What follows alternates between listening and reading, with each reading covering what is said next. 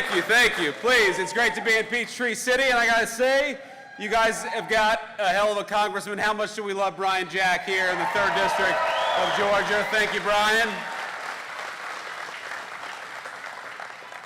Now, we got a few other people I want to thank, of course, the great EPA Administrator Lee Zeldin. Lee, thank you so much.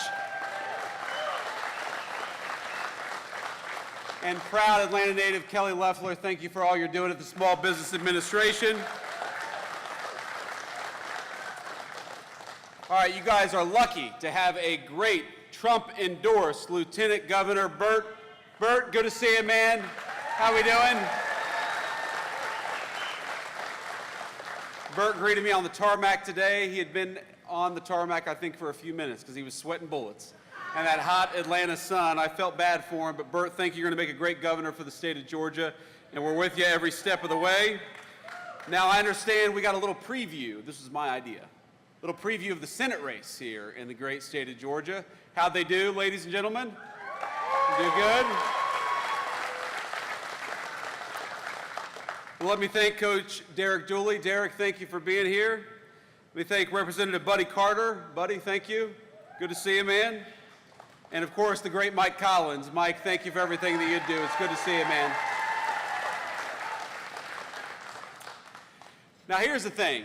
We're at a great American facility. I want to thank these great workers behind me. I feel bad for these guys because they got to stand up the whole time I'm talking. You guys get to take a seat, and boys, strap in because we're going to be up here for about 3 hours. You give a politician a microphone, and it's always tough. Boys and girls. We've got a few ladies back there, too. But here's the thing. This facility, this manufacturing plant represents what makes America great. Because the products that you build, the jobs created here, the ingenuity and the technology and the development and all the things that actually make America run are built right here at this incredible facility. So thank you to Alta, thank you to the workers, and thanks to the people who make this facility run. Now, I heard something before I went on, because there's this big refrigerator right behind me, right? And somebody told me it was 13 tons, is that right? That's a big refrigerator. Now, am I also right that a lot of the products that you guys make go into Chick-fil-A? Is that right? Okay, I know that's a great Atlanta company, but as a customer, a frequent customer at Chick-fil-A, I've got a personal connection because you guys make a great American company run, and that's what I love about this country. When you guys make a great product, it enables more great products to be made. That creates more jobs for our people, that creates more American innovation, and it creates more prosperity for the American worker. And I'm here, of course, as a representative of the President of the United States that has done more for the prosperity of the American worker than any president in a generation. So can we give it up for President Donald J. Trump, because I know he's watching.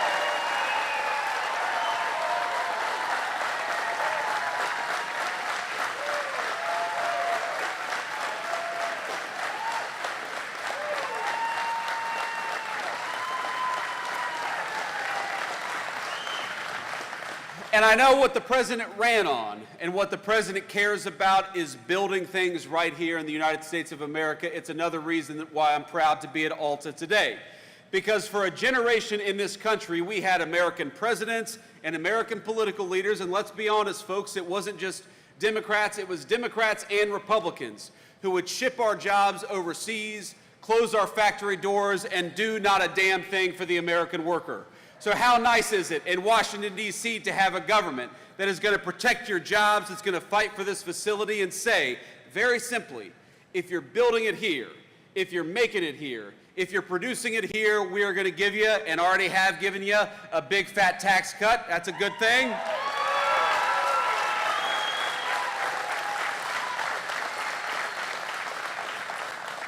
But if you make it overseas, if you try to do something with a foreign worker as opposed to an American worker, if you try to ship our great American jobs and great American factories overseas, then you are going to pay a big fat tariff before you bring that crap back into the United States of America.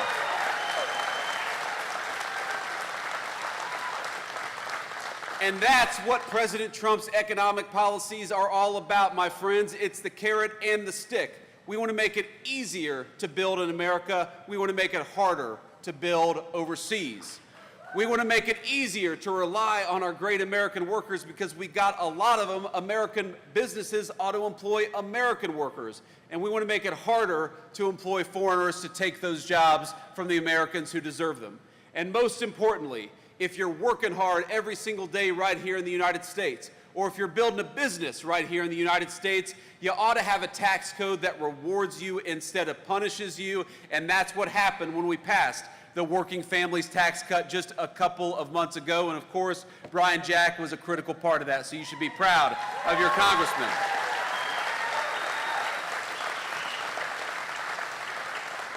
Now, what does this law mean for you? What this law means for you is that your take-home pay is going to go up over $10,000 over the next few years. What that means is that if you're working an hour of overtime, the federal government is going to keep its money the hell out of your pocket. Because if you're working hard, the government ought to leave you alone. Ain't that the truth?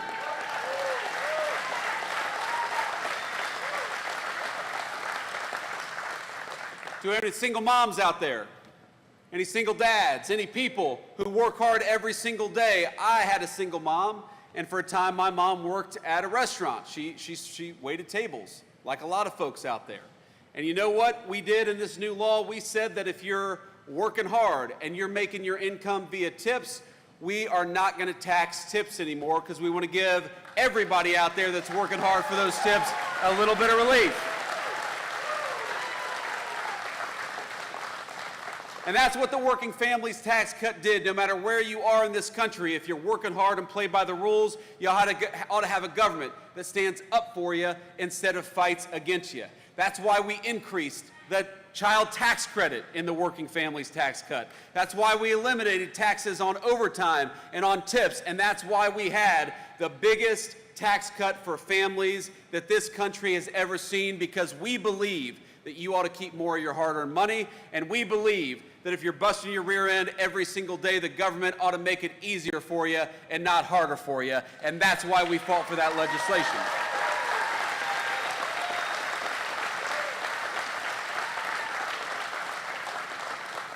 Now, I am just a vice president. I'm just a lowly politician, but I'm going to try my hand at prophecy today, ladies and gentlemen, because I see the future of the state of Georgia, and in about a year, you are not going to be able to turn on the television without Senator John Ossoff pretending that he supported the Working Families Tax Cut when in reality he voted against it. And I saw a TV clip of him today. You know why he said he voted against no taxes on overtimes? You know why he said he voted against no taxes on tips? You know why he said that he voted to raise your taxes by the biggest amount in a generation in this country? Because he's allegedly worried about people getting kicked off their health care.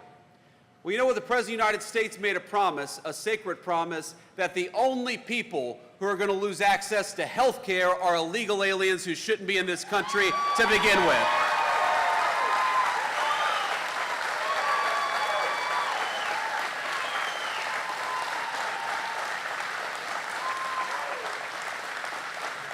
Because I happen to believe that Medicaid belongs to American workers and American families. I happen to believe that when you are struggling in this country, we're generous people, and we want to help you. But we want to help the people who have the legal right to be in the United States of America. So it's not about kicking people off of health care. It's about kicking illegal aliens the hell out of this country so that we can preserve health care for the American families who need it.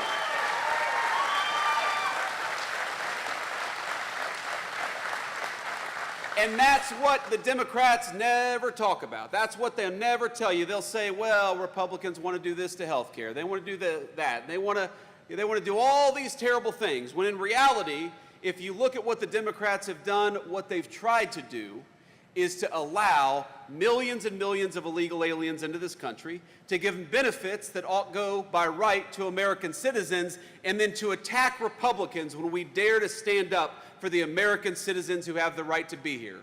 So when you watch those TV commercials in a year, and John Ossoff, I tell you, he's going to pretend to be a reasonable moderate. He's actually going to run TV advertisements, I promise you, because I ran against a guy like this in the state of Ohio, where he says that he supported President Trump's agenda.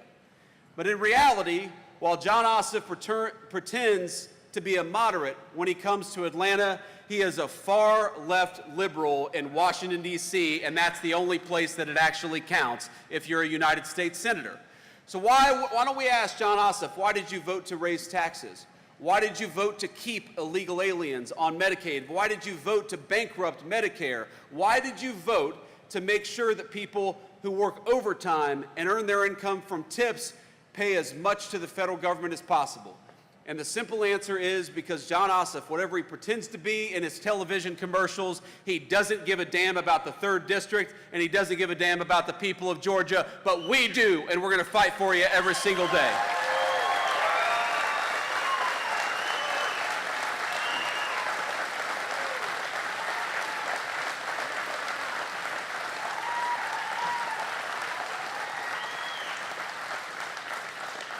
Let me just leave you, my friends, with a final thought. I want to thank you all for being out here, and again, thank the folks behind me, the great workers of this facility.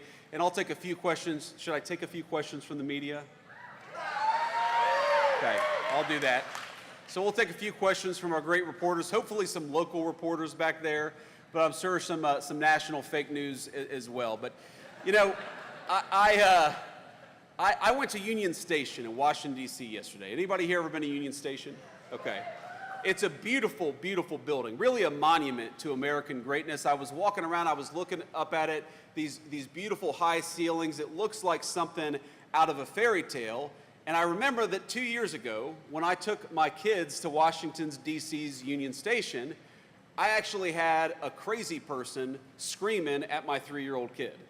Because for some reason, and I never understood this, American leaders decided it was compassionate to allow people to fester on the streets, yelling at our young families instead of giving them the medical care that they need and getting them off the streets, which, by the way, makes it easier for us to all enjoy these great public spaces in our country. And I haven't been to Atlanta in a little while, at least now with the Secret Service detail. I haven't walked around Atlanta in a little while, but I bet that as great as Atlanta is, and as beautiful of an American city as it is, there are places in Atlanta where you wouldn't take your family today. Is that correct? Just like in Washington, D.C., the national capital of the greatest nation in the history of the world, there are no-go zones where you would not take a young family or you would not take young children. And that's true, I'm sure, all across the state of Georgia, all across our country, because our leaders decided that they would make our streets safe for criminals instead of safe for the people who pay our taxes and keep our communities going. And I think that of all the things that I'm most proud of the president, the thing that I'm most proud about is that he finally put the government to work for the people who actually make this country function and run in the first place. We're cutting taxes for American taxpayers. We're securing the border. We've got 99% reduction in illegal border crossings in this country because we got a president who empowered Border Patrol to keep us safe.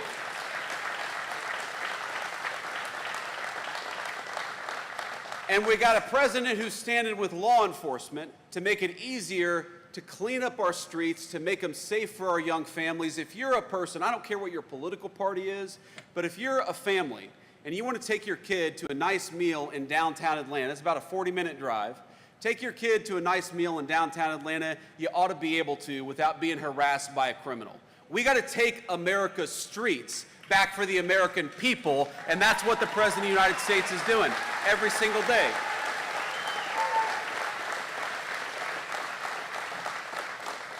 And as a person who grew up in a family where we often struggled with money, you know, it is never the rich people that lack public safety in this country. When we go to war against our cops, when we flood the border with illegal immigration, when we close down great American factories, it is the people the Bible calls the least of us that struggle the most and hurt the most.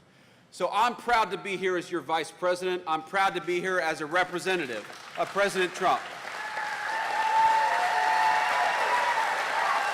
Thank you. But I'm most proud that we have an administration that is making it easier, whether you're rich or poor, to walk down the street with a semblance of public safety. I'm most proud that we're fighting for the jobs of the people behind me and the jobs of every single working person in this country, and we're fighting to make sure that you pay low taxes instead of a bunch of garbage to the federal government. I'm proud that we serve an administration that cares more about American citizens and our public safety than giving Medicaid and Medicare to illegal aliens, which is what John Ossoff wants to do. In other words, I'm proud that the kind of family that made me who I am finally has a representative and a fighter in Washington, D.C. I promise you, we'll keep on fighting for you every step of the way.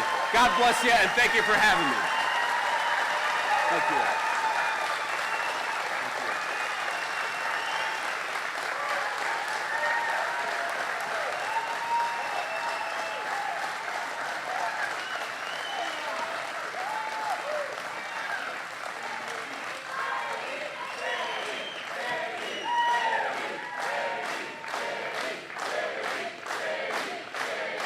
Thank you all. Thank you.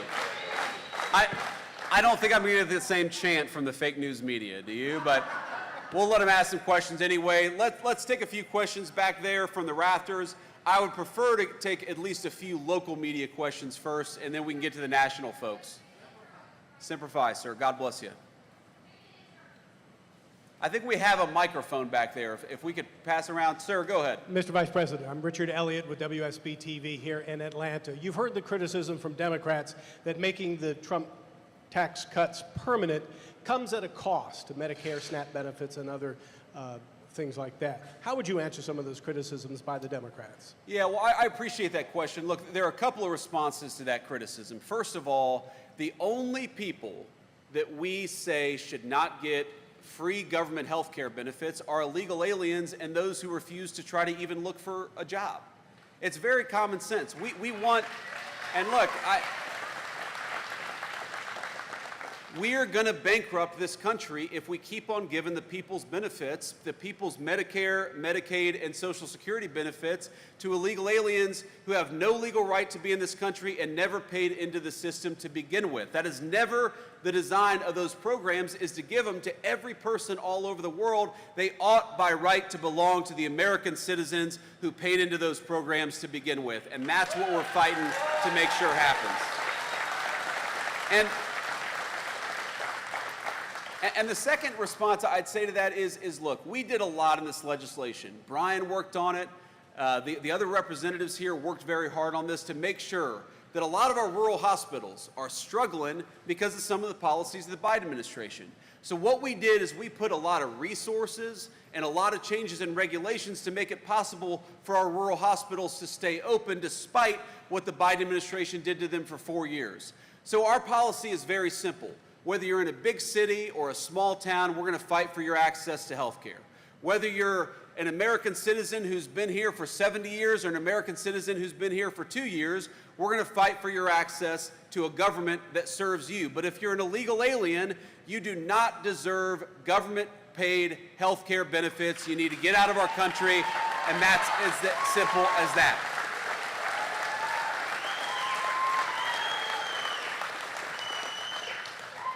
Next question. Mr. Vice President, Greg Bluestein with the Atlanta Journal-Constitution. Thanks for being here. I have a follow-up to Richard's great question on those health care funding cuts. There are Georgia Republican leaders who are legitimately concerned that more than 100,000 people could be knocked off the Medicaid rolls, not just people who are here undocumented or illegally, but people who are working class, who are struggling to get their health care. What message do you have for state Republican leaders on what they should do to reconcile those issues? Well, the first thing I'd say is the state Republican leaders and frankly state Democratic leaders, if you're worried about American citizens losing access to health care, the Trump administration always has an open door policy. And we worked with a number of our colleagues, Democrats and Republicans, at the federal legislature, but also at the state level, to make it possible to ensure that American citizens have access to the medical benefits that they need. It's as simple as that. So you're always going to have an open door. Now, we understand that reforms are complicated. Sometimes this stuff takes time to work itself through the system.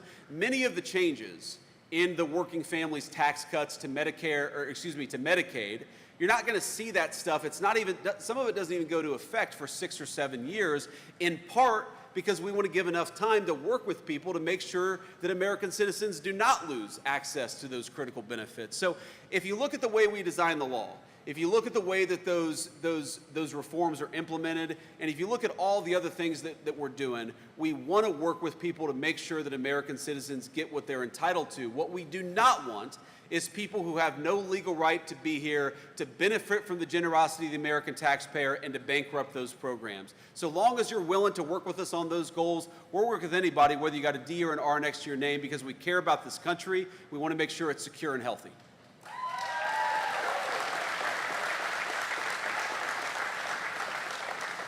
Next question. We had a couple hands back here, but okay, we got a school back there. We do. Okay, well, let's get them a microphone. My name is Virgil Garrett. Thank you, Mr. Vice President. Of course, thank you. I'm here with the Central Educational Center, CCS-TV. The CEC is a college and career academy focused on training high school students to enter technical and trade industries. Can you tell us how the big, beautiful bill will impact us and our prospective jobs? And also, how is the administration focusing on schools like ours?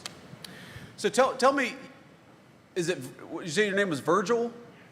Virgil, tell me a little bit more about your school.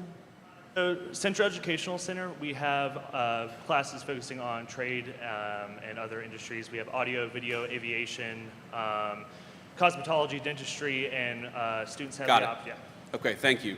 He asked me, Virgil, you asked me to comment on the school. I figured I should learn a little bit about it.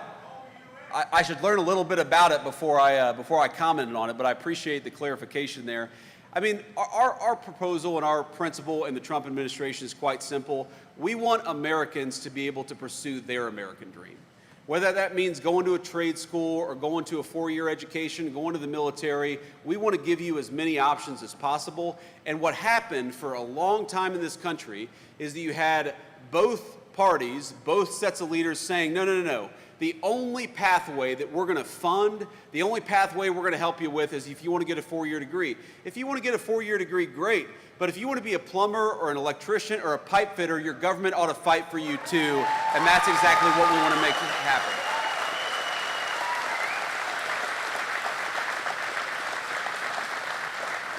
And I do, you know, Virgil, part of that is policy. Part of that is making sure that things like Pell Grants and other federal benefits, they don't pick and choose, they don't discriminate against our great trade schools. But part of that is leadership. And I think it's important for those of us who are in positions of leadership to say that, you know, there are so many great careers that require you use your hands and your head at the same time, where you can earn a great living, you can build something great for your fellow citizens and people in your community. We're not going to have enough housing. We're not going to have plumbing that works. We're not going to have lights that turn on unless we've got enough people going into our trade schools. We got to have more kids doing it, more young people doing it, because they're the ones building the American dream of home ownership. They're the ones building the future, and we're going to fight for you every step of the way. Thank you for your question, Virgil.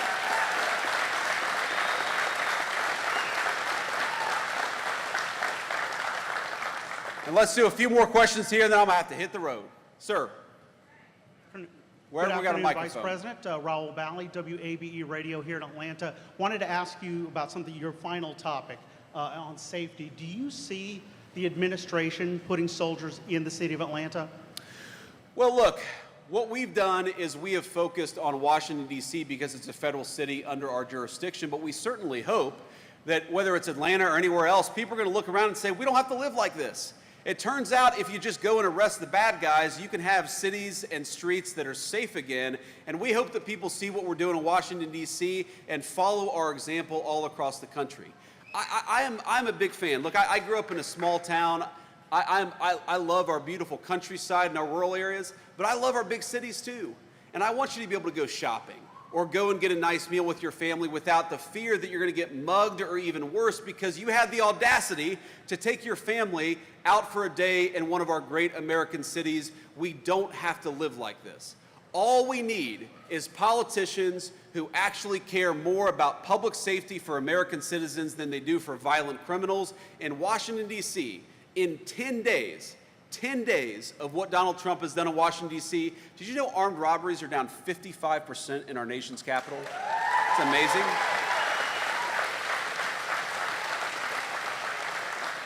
You know, murders in Washington, D.C. are down over 35%. Again, that's in a week and a half of just taking crime seriously. And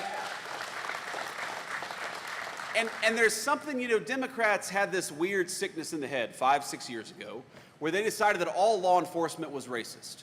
You know who suffers the most, especially in our urban areas, when you don't allow the police to enforce the laws against bad guys? It is the good citizens, disproportionately black Atlantans, who suffer the most from high violent crime, because you've got more, or at least a disproportionate number of black Georgians living in Atlanta compared to other places. So when you empower police to prosecute violent criminals, that's not racism, that's empowering everybody, black or white, to live safely in their communities, and that should be the God-given right of every American citizen to walk down the street in safety and comfort. God bless you, sir. Next question. President, thank you for answering our questions. I'm Doug Reardon with Atlanta News First. I know you're here to talk about business and manufacturing. I wanted to ask you about the spending bill's impact on individuals. There was a nonpartisan Congressional Budget Office report that came out last week showing that the bottom 10%, the poorest Americans, would lose about $1,200 a year on their income, while the top 10%, they would add about $13,000 annually to their income. Can you justify for those poorest Americans those differences? Well, first of all, the Congressional Budget Office, sometimes they put out reports that are absolutely atrocious, and I think this is a good example of a very atrocious report. The most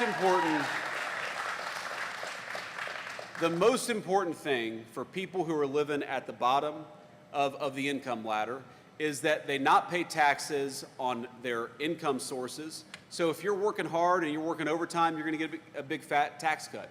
If you're working at a restaurant or some other business where you're earning your wages primarily through tips, you're going to get a big fat tax cut. And most importantly, the president's economic policies are going to prevent your job from being shipped off to Asia or to Mexico. That is the very best thing for people at the bottom of the income ladder, and that's why we have the economic policies that we do. If you go back 50, 60 years, what is the fastest period for blue-collar wages rising in the United States of America? It is the time that we are living in right now, thanks to the economic policies of Donald J. Trump. You know what the worst thing for people at the bottom of the income ladder is? It's when you flood the country with millions upon millions of illegal aliens and force our poor Americans to compete for jobs against low-wage foreigners who don't even have the legal right to be here. That is what destroys the wages and the livelihoods of people who are struggling in this country. We want to empower them to live the American dream. That's why we're protecting their jobs, lowering their taxes, and fighting to make their country safe again. And I'll do one more question. Sir, I'm George Cheedy. I write for The Guardian. I live in a small town, less than 1,000 people. I'm also a military veteran. I am a DINFOS trained killer just like you. Thank you for your service, George. In 1996 in Atlanta, when the Olympics was coming through, Atlanta very famously rounded up people who were homeless on the street downtown, bought them bus tickets, and sent them out of town and often out of state. There was a lot of negative sentiment about that later. It's one of the things that people remember. I am concerned that in the press to eliminate encampments in DC, something similar to that is happening. What is happening to the people who are homeless, often poor, often have a mental health problem or a drug problem? Where are they actually going when these encampments are being broken? So first of all, George, I was 12 years old when the 1996 Summer Games happened in Atlanta, so I don't remember exactly the background there. I was worried about football and fishing and doing all the things that a 12-year-old in southwestern Ohio was worried about.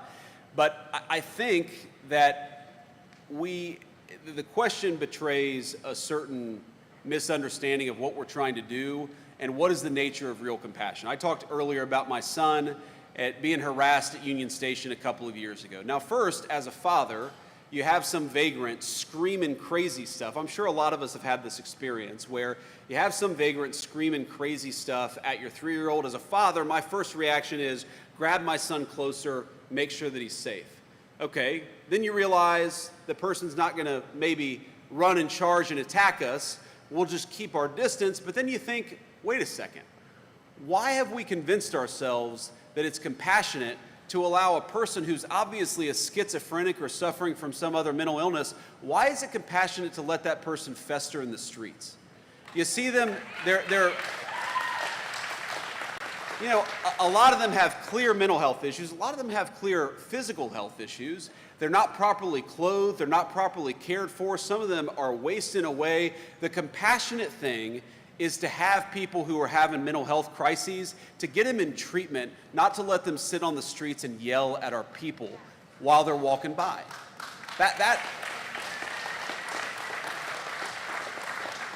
And so the president actually signed an executive order to make it easier for some of these people to get access to mental health treatment. And I don't know for the life of me what happened in this country where we decided that the compassionate thing was to let somebody fester on the streets instead of get the treatment that they need. It's very simple to me. And I don't know why we accept it as parents and as grandparents and as people who just want to walk down the street in comfort, why we accepted that it was reasonable to have crazy people yelling at our kids. You should not have to cross the street in downtown Atlanta to avoid a crazy person yelling at your family. Those are your streets, paid for with your tax dollars, and you ought to be able to use them like any other citizen of this country. So let me close. I know I said that was the last question, so let me just close with this thought. You know, there are a number of things I could say about President Trump's leadership and a number of things I could say about what we're trying to accomplish in the Trump administration. Put very simply, we're trying to make America great for Americans again. When you hear that phrase, make America great, we want you as a taxpayer, as a worker, as a business owner, we want you to be able to enjoy the incredible benefits and bounty of the United States of America. This country was built by your grandparents, by your parents, by your forebears. You ought to have the right to live a good life in this country that wouldn't even exist were it not for the hard work of so many generations who came before us. They didn't put in that work. They didn't build this great country. They didn't carve the greatest civilization in the history of the world out of a wilderness so that their ancestors and their descendants could see it fall into disrepair. They did not build, look at Atlanta, it's a beautiful city. It's one of the most beautiful cities anywhere in the world. The people who built Atlanta did not build it so that you would not be able to walk down the streets of Atlanta safely at night. They built it so that you could enjoy it. They built this country so that we could make an even greater America out of it. And the policies of the Trump administration are meant for one simple reason: to empower you to live a great life in this country that all of us love. We've got a lot of work done in the last 7 months. We're going to do a hell of a lot more work in the next 3.5 years, and we're going to fight for you every single step of the way. God bless you, and thank you for having me. If you like this video, then like, share and subscribe to ET Now.